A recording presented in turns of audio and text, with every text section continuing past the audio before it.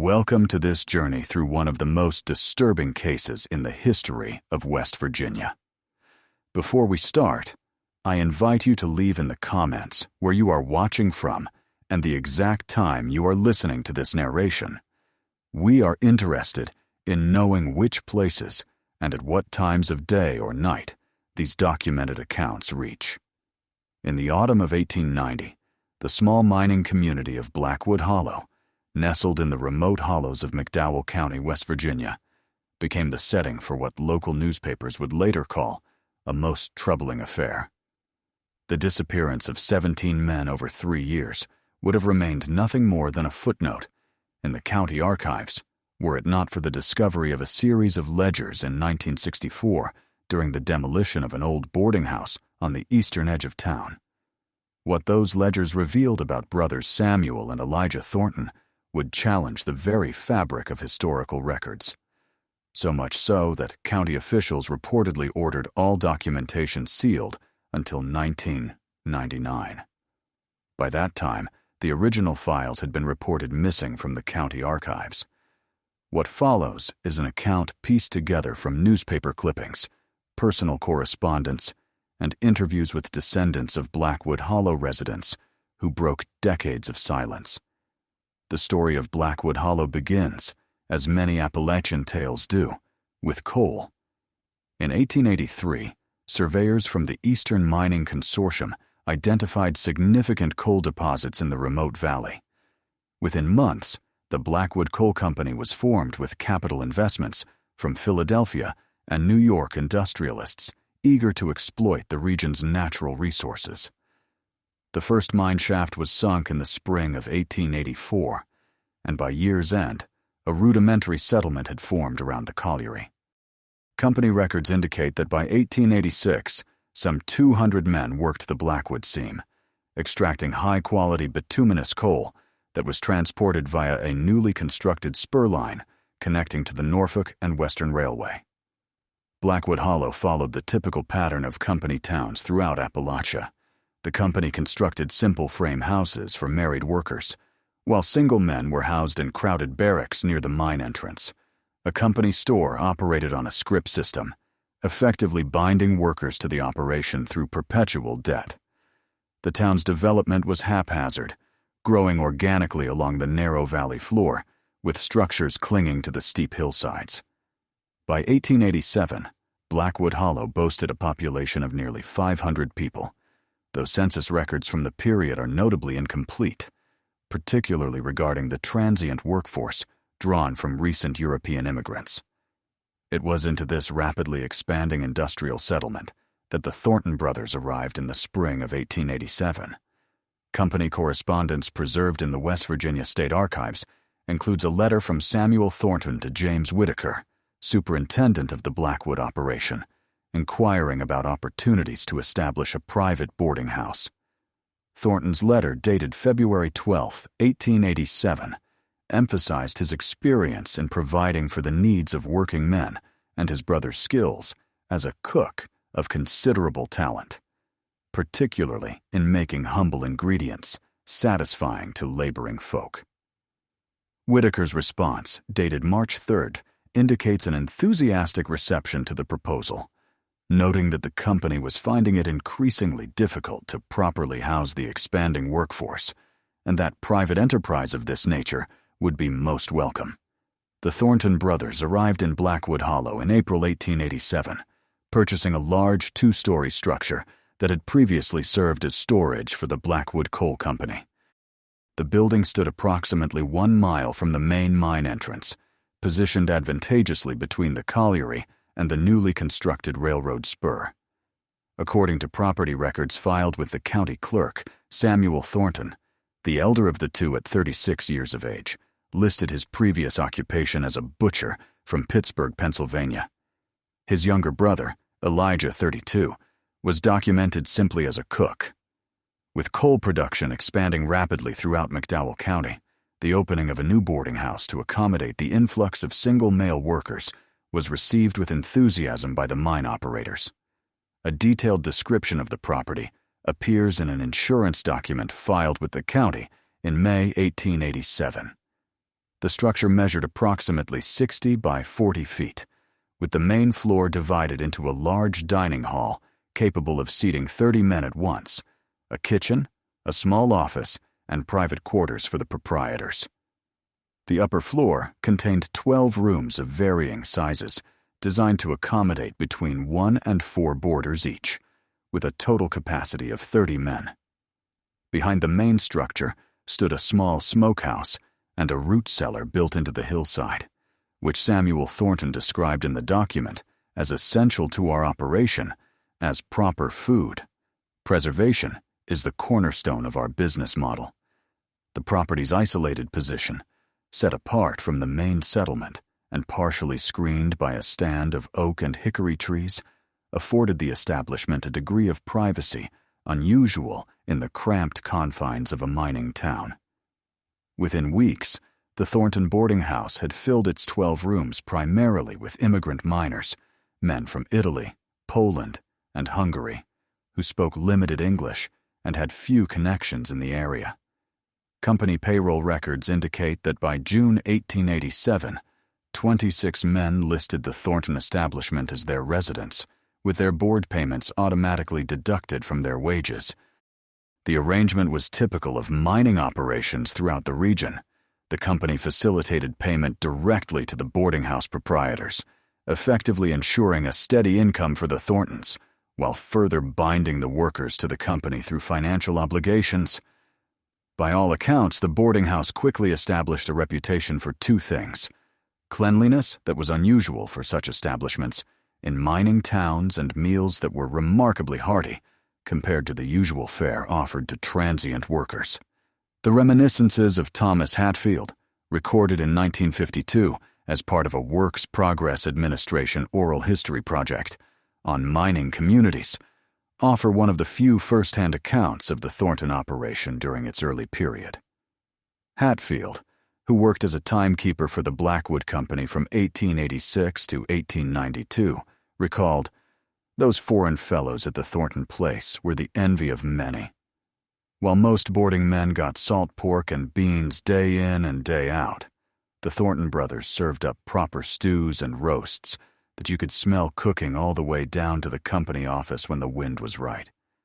Many a time I considered giving up my room in town to take a place there, though something about the brothers always made me hesitate. There was a queer intensity to them that put me off." A ledger from the Blackwood Company store indicates that the brothers purchased large quantities of vegetables, flour, and sundry goods, but curiously very little meat compared to other establishments of similar size. When questioned about this discrepancy years later, an elderly clerk recalled that Samuel Thornton had mentioned keeping his own livestock up in the hills, though no record of such a farm exists in county land registers. This explanation was apparently accepted without question, as many residents of mining communities maintained small livestock operations in the surrounding hills to supplement their diets and incomes. What makes this claim particularly notable in retrospect is that no contemporary resident ever reported seeing the brothers transporting animals or meat from the hills to their establishment. The brothers kept to themselves, with Samuel handling the business affairs, while Elijah remained almost exclusively in the kitchen. Neither attended the Methodist church that served as the center of community life in Blackwood Hollow, with Samuel explaining to the mine superintendent that Sundays were their busiest day for preparing meals.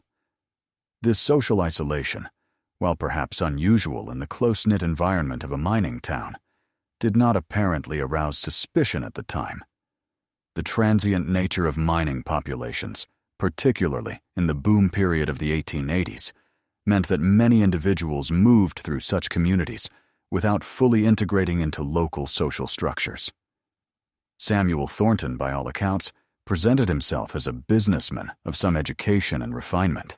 Company correspondence shows his communications to be articulate and formal, with penmanship that one clerk described as uncommonly elegant for a man in his position. He maintained regular contact with the mine superintendent, providing monthly reports on occupancy and occasionally advocating for improvements to the road connecting the boarding house to the main settlement. These reports, preserved in company records, reveal a methodical attention to detail and a careful cultivation of official relationships. In contrast, Elijah Thornton remains a shadowy figure in the historical record, rarely mentioned in company documents, and apparently seldom seen outside the confines of the boarding house kitchen. The few descriptions that exist portray him as a heavy-set, quiet man who spoke with a slight stammer when forced to engage with strangers. The first troubling incident occurred approximately 8 months after the boarding house opened.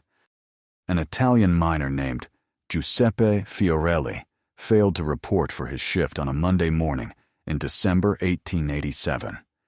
His foreman noted his absence, but didn't immediately report it, as it was not uncommon for men to leave without notice for better opportunities in neighboring operations. When questioned, Samuel Thornton produced a receipt showing that Fiorelli had paid his board through the previous Friday and had mentioned plans to travel to cousins in Pennsylvania. The matter was considered resolved until 3 weeks later, when a letter arrived addressed to Fiorelli from his wife in Naples. The company clerk, who translated the correspondence, found nothing unusual, simply a wife writing to her husband about family matters. But the very existence of the letter suggested that Fiorelli had not planned a departure. When asked about this discrepancy, Samuel Thornton suggested that perhaps the miner had been suddenly called away and hadn't had time to notify his family. In the transient world of mining camps, such explanations were readily accepted. The letter from Fiorelli's wife, preserved in company records, offers a poignant counterpoint to the official acceptance of his disappearance. Addressed to "My dear Giuseppe" and dated November 18, 1887, the 4-page letter details family matters in Naples, mentions the sender's hopes of joining her husband in America the following spring, and concludes with a request for him to write more regularly, as your last letter arrived more than 2 months ago.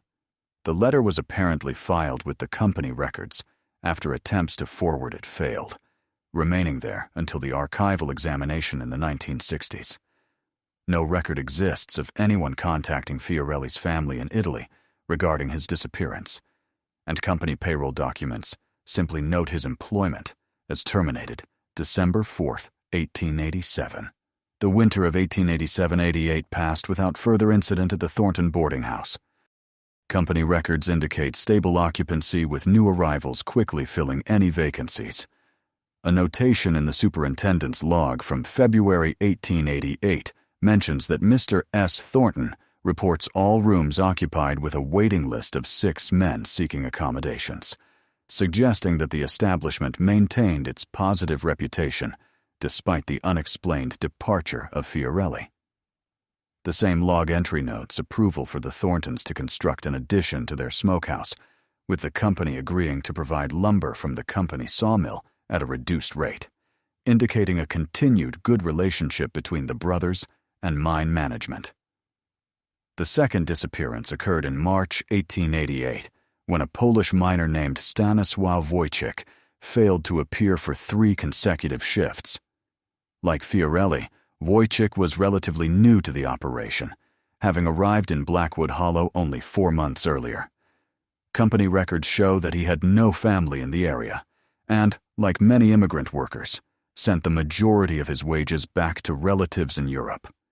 When questioned by the shift foreman, Samuel Thornton reportedly stated that Wojcik had left suddenly after receiving a letter, though no such correspondence appears in company records.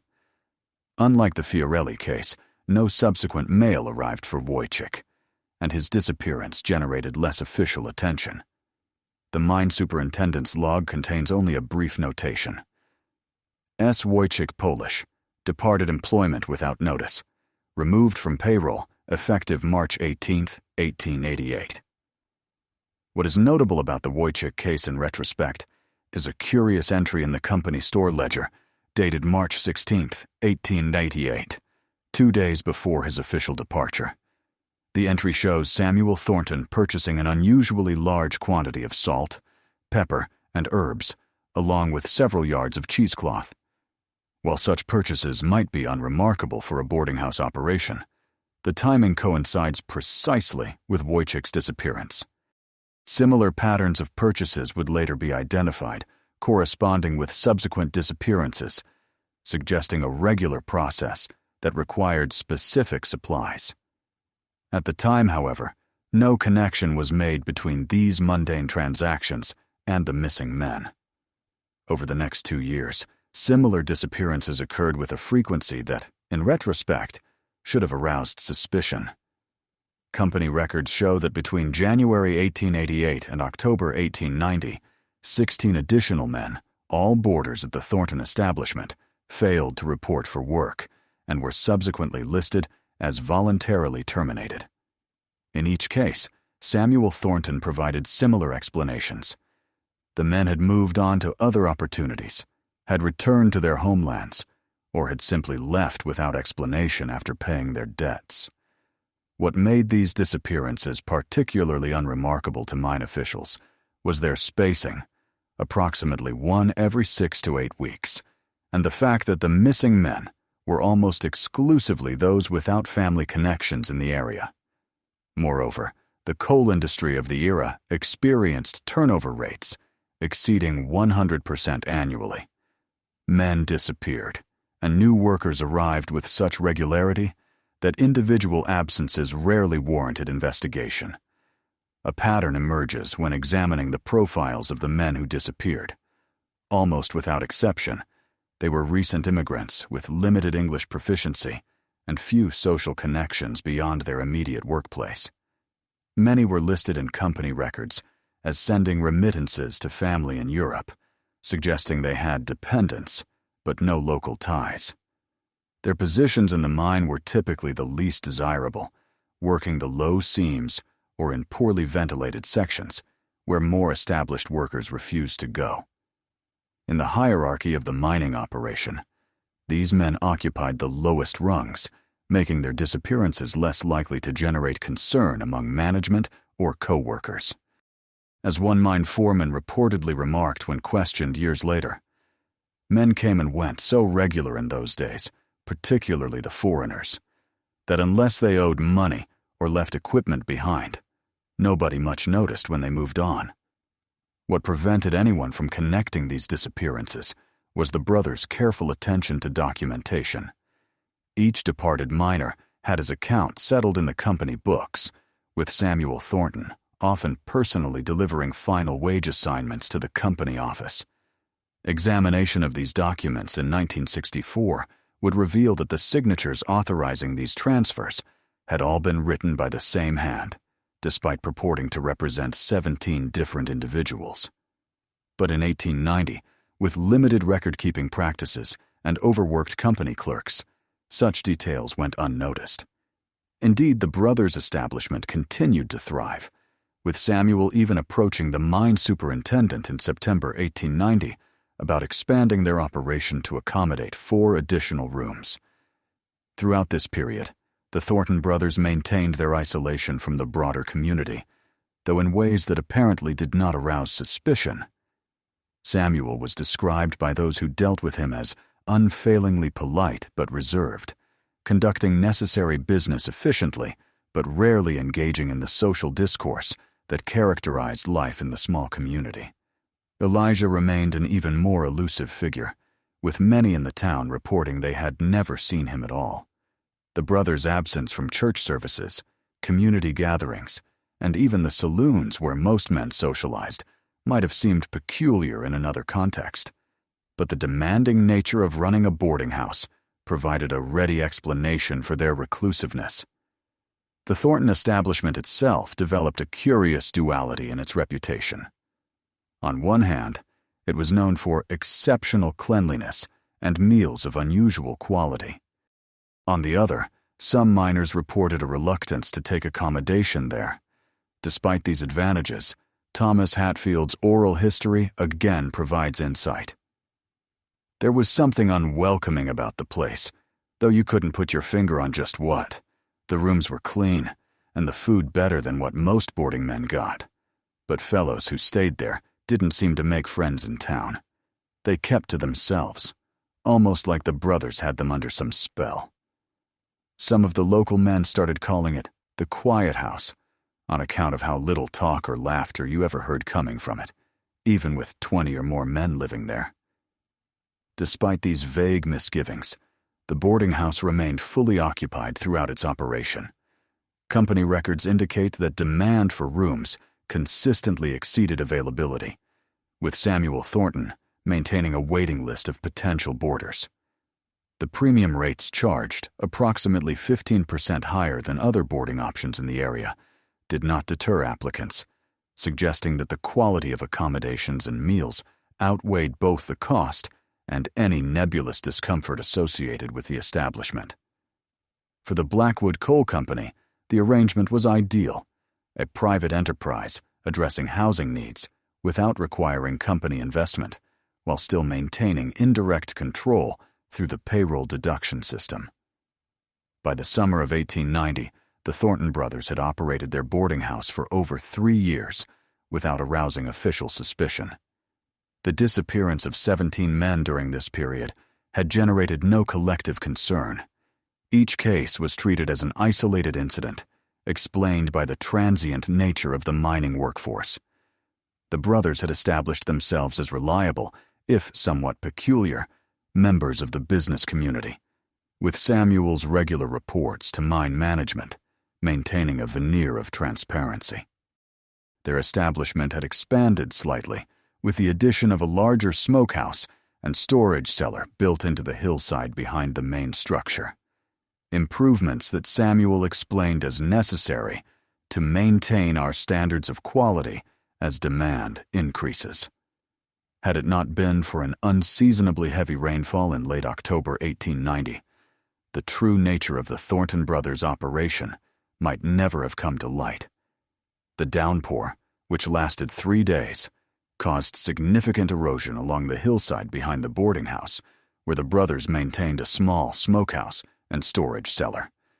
According to an account published in the McDowell County Register on November 3, 1890, a portion of the hillside collapsed, exposing what was described only as evidence of most troubling activities. The newspaper account, notably vague in its details, indicated that the mine superintendent had summoned the county sheriff, who subsequently placed both brothers under arrest. The article concluded by noting that further reporting on the matter had been suspended at the request of county officials, pending a complete investigation. Weather records from the period confirmed the exceptional nature of the rainfall, with a local station recording over 9 inches of precipitation between October 26th and 29th, 1890. This deluge, coming after an unusually dry summer, would have saturated the clay-heavy soil of the hillside, potentially compromising the structural integrity of any excavations. What exactly was exposed by the collapse remained subject to interpretation, as the newspaper account deliberately avoids specifics. However, a private letter from James Whitaker, the mine superintendent, to the company's main office in Philadelphia, dated November 1st, 1890, provides some indication. The letter, discovered among company papers in the state archives, states only that a most disturbing discovery has been made regarding the Thornton operation, and that several items of a nature too grim to detail in correspondence have been recovered from a previously unknown cellar room. Whitaker's letter concludes by assuring the company directors that the matter is being handled with the utmost discretion to avoid unnecessary alarm among the workforce and potential damage to the company's standing. No follow-up story ever appeared in the Register or any other local publication. Court records from November and December 1890 show that the brothers were held in custody, but no formal charges were ever filed. A single entry in the sheriff's daily log dated December 17, 1890, notes, Thornton matter resolved. Subjects remanded to State Hospital at Weston by judicial order. Site at Blackwood, sealed by County Health Authority. The reference to Weston suggests the brothers were committed to the West Virginia Hospital for the Insane, later renamed Weston State Hospital. Though no admission records for either Samuel or Elijah Thornton appear in the facility's archived documents, the absence of formal charges or trial proceedings is particularly notable, given the apparent severity of whatever was discovered. Legal scholars who have examined the case suggest that this unusual handling might reflect several possibilities. Concerns about the ability to secure convictions, given the circumstantial nature of the evidence, a desire to avoid public scandal that might damage the mining operation's ability to attract workers, or perhaps most disturbing, a recognition that the full details of the brothers' activities were simply too horrific for public airing in the cultural context of the time. The commitment to a mental institution rather than prosecution represented a convenient resolution, removing the brothers from society while avoiding the public exposure that a trial would necessitate. More curious still is what happened to the boarding house itself. According to property tax records, ownership of the structure reverted to the Blackwood Coal Company in January 1891. However, rather than continuing its operation or selling it to new proprietors, the company designated the building as unsuitable for habitation and converted it to storage use only. A company memo preserved in the archives of the now-defunct coal operation instructed employees that the former boarding house was to be used exclusively for non-perishable equipment and that the rear portion of the property was to remain sealed and undisturbed. The memo, signed by the mine superintendent, concluded with an unusual directive. No discussion of previous occupants or activities is permitted among company employees. The company's handling of the property suggests a deliberate attempt to literally bury whatever had occurred there. Engineering reports from February 1891 indicate that the hillside behind the structure was reinforced with timber supports and then covered with a substantial earthwork, effectively sealing the area where the collapse had occurred. The smokehouse and cellar entrance were demolished, with the debris apparently used as fill before the earthwork was put in place. These measures, unusual for a simple slope stabilization project, suggest a concerted effort to permanently conceal something located in that area. The main structure of the boarding house remained standing, but was surrounded by a sturdy fence with posted warnings about structural instability, despite there being no record of any damage to the building itself. For the residents of Blackwood Hollow, this official silence fostered an atmosphere of unspoken dread. Oral histories collected from descendants of miners who lived in the community during this period suggest that, while no one publicly discussed what had been discovered behind the Thornton boarding house, private whispers maintained the collective memory. Mary Klechuk, whose grandfather worked in the Blackwood mine from 1889 to 1902, recalled in a 1958 interview with a folklore student from West Virginia University. Grandfather would never eat meat stew after that time. He would never say why, but grandmother told me once it had to do with the bad house, where men went missing. The whole town knew something terrible happened there, but it wasn't spoken of. Similar accounts appear in several other oral histories, though always with the same reluctance to specify details. This collective silence extended beyond the immediate community. County records from the period show an unusual gap in documentation regarding Blackwood Hollow, with routine reports and correspondence suddenly becoming minimal and formalistic after November 1890. The annual health inspector's reports, which had previously included detailed observations about conditions in various settlements throughout the county, contain only the briefest mention of Blackwood in 1891 and 1892, noting simply that conditions meet minimum standards without the customary elaboration. Similarly, the county sheriff's office, which had maintained regular correspondence with the mine superintendent regarding various matters of public order, abruptly reduced communication to formal acknowledgments of reports received. This pattern suggests a broader institutional decision to minimize official attention to the community in the aftermath of whatever had been discovered. Perhaps most telling is the reaction of the immigrant community that had formed the primary clientele of the Thornton boarding house. Company records indicate that in the 3 months following the brothers' arrest, more than 40 minors, predominantly those of Eastern European origin, departed Blackwood Hollow, despite the continuing availability of work. This exodus, representing nearly 20% of the workforce, occurred during winter months, when mining jobs were typically most secure, suggesting that information about the nature of the Thornton operation had circulated among these workers despite the official silence. A company report from February 1891 notes with concern that the foreign element has become increasingly difficult to retain, necessitating increased recruitment efforts in neighboring operations. Though it makes no connection to recent events, the nature of what exactly was discovered at the boarding house in October 1890 remained obscured for decades, with official records providing only the vaguest outlines. The newspaper account mentioned troubling activities, while the sheriff's log referred only to the Thornton matter. Company correspondents carefully avoided specifics, referring obliquely to the regrettable incident or the matter behind the boarding house. This deliberate vagueness, maintained consistently across multiple sources, suggests a coordinated effort to minimize documentation of whatever had been found. Such coordination would have required the involvement of local government officials, company management, and likely county medical authorities, indicating the seriousness with which the matter was viewed. Some indication of what might have been discovered comes from an unexpected source. The personal diary of Dr. William Chambers, the county health officer from 1888 to 1896. Chambers, who would have been involved in any official response to the discovery, maintained a private journal that remained in his family's possession until being donated to the State Historical Society in 1978.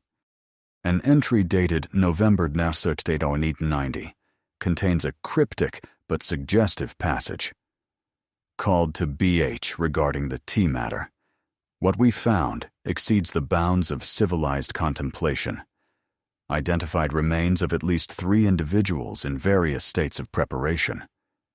The implements suggest a methodical approach to an unthinkable process. Sheriff C. concurs that full disclosure would cause undue public distress. Recommended sanitization and commitment rather than criminal process. This brief entry, with its references to remains, preparation, and implements, provides the first documentary suggestion of what the hillside collapse might have revealed. The most compelling evidence of what actually occurred at the Thornton boarding house emerged during its demolition in 1964. By then, the Blackwood mine had been closed for over a decade, and the abandoned buildings of the once thriving community were being cleared for a never-completed development project. According to the site foreman's report filed with the County Development Commission, workers discovered a sealed room in the cellar of the boarding house that contained several ledgers, along with tools and implements that the report describes only as consistent with butchering operations. The ledgers, which eventually made their way to a county archivist, contained what appeared to be detailed records of the boarding house operation from 1887 to 1890. What made these ledgers remarkable was not their accounting of daily operations, but rather the additional notations that accompanied entries for certain boarders. Next to names that correspond with the 17 men who disappeared were annotations regarding weight, quality, and yield, followed by calculations of meals provided. Additionally, several pages contained what appeared to be recipes with unusual ingredient listings and preparation notes. The archivist who initially examined these materials reportedly contacted the state police, which led to a brief investigation in early 1965. However, according to internal memos obtained through a Freedom of Information request in 2002, the investigation was terminated after intervention from unspecified county officials who determined that no actionable evidence exists regarding matters occurred beyond statutory limitations. The ledgers themselves provide the most direct evidence of the brothers' activities, though their clinical detachment makes them all the more disturbing. Written in Samuel Thornton's distinctive hand, they document the boarding house operation with meticulous attention to detail, recording daily expenses, occupancy rates, and meal planning. Interspersed with these mundane business records, however, are entries that take on a horrific significance when considered alongside the disappearances. One such entry dated March 19, 1888, the day after Stanisław Wojciech was officially terminated from employment, reads, SW processing complete. Initial yield approx. 58 kilos of usable material. Quality exceptional due to youth and condition. E. Particularly pleased with potential for extended usage in varied preparations. Conservative estimate of 22-25 meals at current occupancy. Similar entries appear following the dates of other known disappearances, each with calculations of yield and projected meal counts. More disturbing still are the recipe pages, which detail preparation methods for various dishes served at the boarding house. While many are conventional recipes for bread, porridge, and vegetables, others contain references to special meat or reserved protein, with specific instructions for preparation to mask distinctive characteristics. One entry titled simply Miner's Stew includes the notation, always combine with strong flavors, garlic, paprika, bay leaf. Important, ensure complete cooking to avoid recognition of source. Foreign miners prefer more heavily spiced preparations, making detection unlikely. These clinical instructions, written with the same methodical attention that characterized the brothers' business operations, suggest a calculated approach to serving human flesh to unsuspecting boarders. The ledgers and associated materials were supposedly transferred to the State Historical Archives in Charleston, with instructions that they remain sealed until 1999. When researchers attempted to access these materials after that date, they were informed that the files had been misplaced during a reorganization of the archives in the late 1970s. Whether this represents an actual loss or a deliberate suppression remains subject to debate among historians interested in the case. What can be verified is that in 1966, all remaining structures in Blackwood Hollow were razed. The mine entrances were sealed, and the area was designated as part of a wildlife management area, effectively removing it from public access. The lives of the Thornton brothers after their apparent commitment to the asylum at Weston remain equally obscured. No death certificates exist for either man in West Virginia records. However, a patient register from the Western Pennsylvania Hospital for the Insane near Pittsburgh contains an entry from March 1893 documenting the admission of a Samuel T. with the notation, transfer from West Virginia facility. The entry notes his occupation as meat merchant and diagnosis as moral insanity with homicidal tendencies. No further records of his treatment or eventual fate have been located. As for Elijah Thornton, a single reference appears in the 1910 census for Washington County, Pennsylvania, listing an Eli Thornton, age 52, residing as a farmhand with the Whitaker family. His place of birth is listed as West Virginia, though earlier records indicated both brothers had been born in Pennsylvania. Whether this represents the same individual cannot be conclusively determined. The absence of clear records regarding the brothers' fate reflects the broader pattern of institutional silence that surrounded the entire affair. From the immediate aftermath, with its lack of formal charges and newspaper coverage, to the sealing of records and eventual loss of key documents, there appears to have been a sustained effort to minimize official documentation of what occurred in Blackwood Hollow. This effort extended across decades and involved multiple institutions, suggesting a recognition that the events transcended ordinary crime and entered a realm that challenged fundamental social taboos. What emerges from this fragmented historical record is the outline of events that officials at multiple levels apparently deemed too disturbing to maintain in public records. The reluctance of local residents to discuss the matter even decades later suggests a collective trauma that deeply affected the community. Dr. Margaret Shelton, a historian specializing in Appalachian industrial communities, noted in a 1968 paper that Blackwood Hollow represented a curious case of communal silence that extended beyond typical instances of tragedy or disaster. In most mining communities, she wrote, disasters become part of local identity and shared narrative. In Blackwood, however, we see an active suppression of memory that suggests something beyond the pale of even the harsh realities these communities regularly faced. The most troubling aspect of the Thornton case is not simply what appears to have been a series of murders, but rather the implication of what happened to the victims afterward. The ledger entries with their clinical notations of yield and meals provided point to a conclusion so disturbing that contemporary newspapers declined to state it explicitly, and officials apparently determined that the public record should be purged of the details. In the absence of the missing documentation, we are left with only the suggestion contained in the title that has persisted in local oral tradition: the brothers who fed the boarding house. This phrase, passed down through generations of McDowell County residents, contains the awful truth that seems to have been deemed too horrific for the historical record. The Thornton brothers apparently did not merely kill their boarders. They processed them as food that was then served to their remaining tenants. The remarkably hearty meals that distinguished their establishment, the minimal purchases of meat from the company store, the specialized tools found in the cellar, and the detailed records of yield all point to a practice of cannibalism that would have been almost unthinkable in late 19th century America. The brothers operated what was in essence a closed system.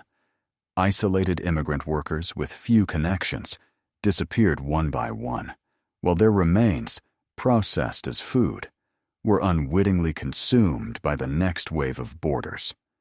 The psychological impact of this revelation on the community, once the nature of the brothers' operation became known, can only be imagined. For workers who had boarded at the establishment, the realization of what they had unknowingly consumed would have represented a violation of the most fundamental taboos. The subsequent exodus of immigrant workers makes perfect sense in this context, not simply a reaction to murder, but to an act that transcended ordinary criminality and violated basic human norms. Similarly, the decision by officials to suppress details rather than prosecute reflects a recognition that such acts existed beyond the framework of conventional justice, threatening the social order itself if publicly acknowledged. What remains unexplained is how the brothers avoided detection for nearly 3 years. The careful spacing of disappearances suggests a calculated approach to their activities, while the forged documentation demonstrates a methodical attention to maintaining appearances. Yet, questions persist about how the processing of human remains could occur without arousing suspicion, particularly in a small community where residents lived in close proximity. Some historians have suggested that the remote location of the boarding house, positioned away from the main settlement, and the unusual autonomy granted to the brothers by the mining company, which was primarily concerned with maintaining a stable workforce, created conditions where such activities could remain undetected. The brothers' backgrounds provide little insight into their motivations. The limited information available indicates that before arriving in Blackwood Hollow, Samuel had indeed worked as a butcher in Pittsburgh, while Elijah had been employed in various kitchens. No criminal records have been located for either man prior to the events in West Virginia, though this does not preclude the possibility of similar activities that went undiscovered.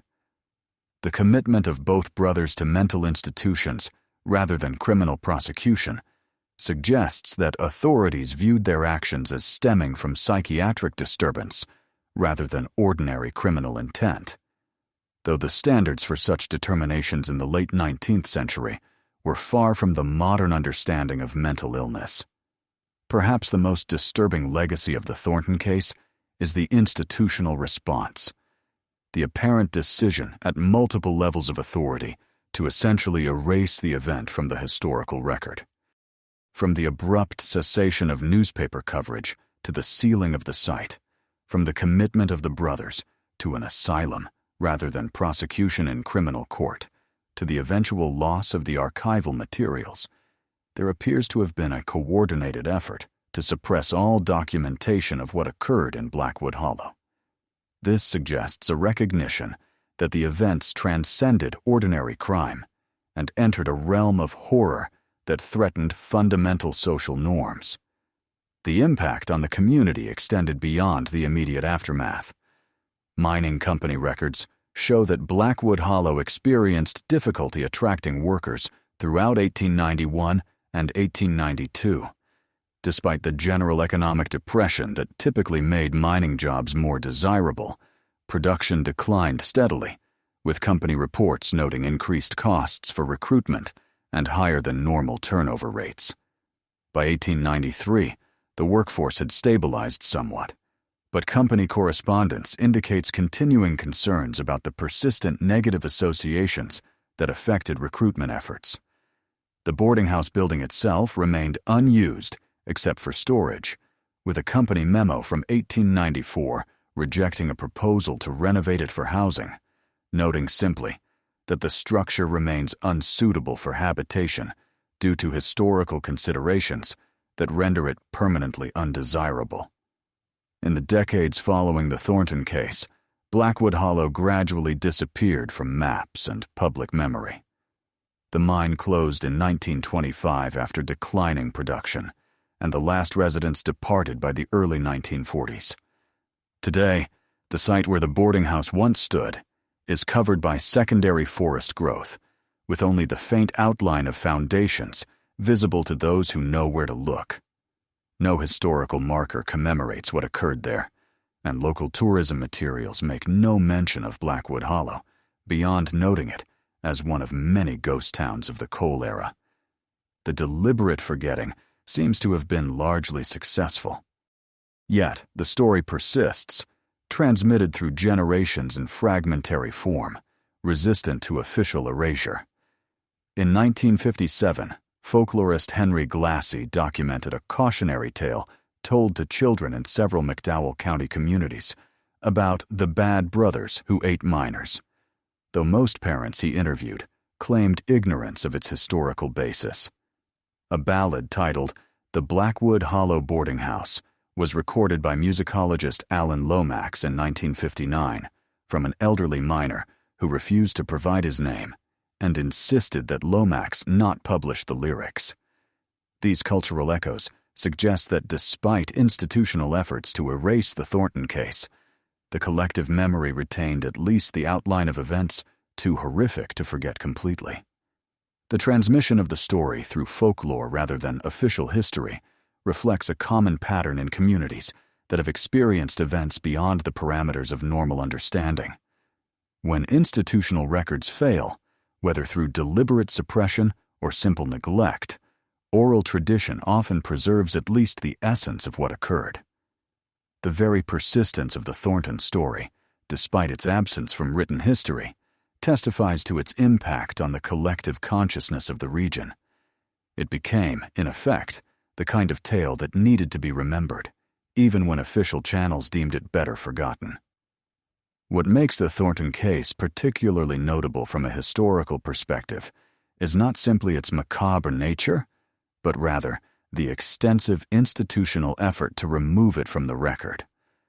While many horrific crimes occurred in isolated mining communities during this period, few generated the kind of coordinated response evident in Blackwood Hollow. The involvement of company officials, local government, medical authorities, and eventually state archivists in the suppression of information suggests a recognition that what occurred there represented something beyond ordinary criminal activity, a fundamental transgression that challenged the social order itself. The decision to commit rather than prosecute To bury rather than document, to forget rather than memorialize, reveals much about the limits of what even a society familiar with violence and hardship was willing to incorporate into its official narrative. In recent years, increased scholarly interest in hidden histories has led some researchers to re-examine the fragmentary evidence of the Thornton case, placing it within broader contexts of industrial exploitation, immigrant vulnerability, and institutional power in Appalachian communities. The disappearance of immigrant workers, easily explained away and quickly forgotten, reflects the disposability of such individuals within the economic system of the time. The company's apparent prioritization of operational stability over thorough investigation speaks to the subordination of human concerns to industrial imperatives. The collective silence that followed, whether imposed from above or arising from communal trauma, illustrates how narratives deemed too disturbing can be excluded from the historical record through both formal and informal mechanisms. As we conclude this account, we should perhaps consider the implications of uncovering histories that were deliberately buried.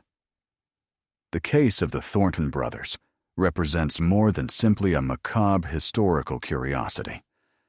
It offers insight into how communities and institutions respond to events that defy conventional understanding of human behavior. The decision to suppress rather than document, to commit rather than prosecute, to forget rather than memorialize, tells us something about the limits of what society is willing to incorporate into its official narrative. Some violations, it seems, are deemed too fundamental to acknowledge. In the hollows of West Virginia, where the remains of abandoned mining communities slowly return to nature, there are many forgotten stories of labor struggles, of industrial accidents, of lives lived in harsh conditions. But the story of Blackwood Hollow and the Thornton boarding house represents a different kind of forgetting deliberate, coordinated, and sustained across generations. As one elderly resident told a researcher in 1962, some things happened in these hills that God himself would rather not remember. In the silence that has enveloped Blackwood Hollow for over a century, perhaps we can discern the boundaries of what a community can bear to know about itself. For those traveling through McDowell County today, there is nothing to indicate the location of Blackwood Hollow or the horrors that occurred there in the closing years of the 19th century. The forest has reclaimed the land, covering the foundations of the buildings and healing the scars of industry. Yet somewhere beneath the leaf litter and new growth lie the remnants of a boarding house, where 17 men disappeared into a fate so terrible that history itself turned away. Their names, mostly forgotten, live on only in fragmented company records and in the fading oral traditions of a region that has learned, perhaps necessarily, to guard its darkest secrets. In the rustling of leaves and the silence of abandoned places, their story remains unspoken, unwritten, but never completely erased. What the Thornton case ultimately teaches us is that the boundaries of historical memory are not defined solely by what happened, but by what a society can bear to remember. Some events, it seems, are deemed too disturbing to incorporate into our collective narrative, too threatening to our understanding of ourselves as civilized beings. Yet, these very events in their extremity may reveal important truths about human nature and the fragility of social norms. As we recover such buried histories, we must grapple not only with the horrors they contain, but with the question of why they were buried in the first place and what their exclusion tells us about the limits of our historical consciousness. In the end, perhaps the most fitting memorial to the victims of the Thornton brothers is not a historical marker or museum exhibit, but rather the very persistence of their story against all institutional efforts to erase it. In continuing to speak of what happened in Blackwood Hollow, we affirmed that even those deemed disposable in their time immigrant workers with few connections, whose disappearances generated little official concern, deserve to be remembered. Their story, however disturbing, forms part of the complex tapestry of our collective past, reminding us that history includes not only what we choose to celebrate, but also what we have tried to forget.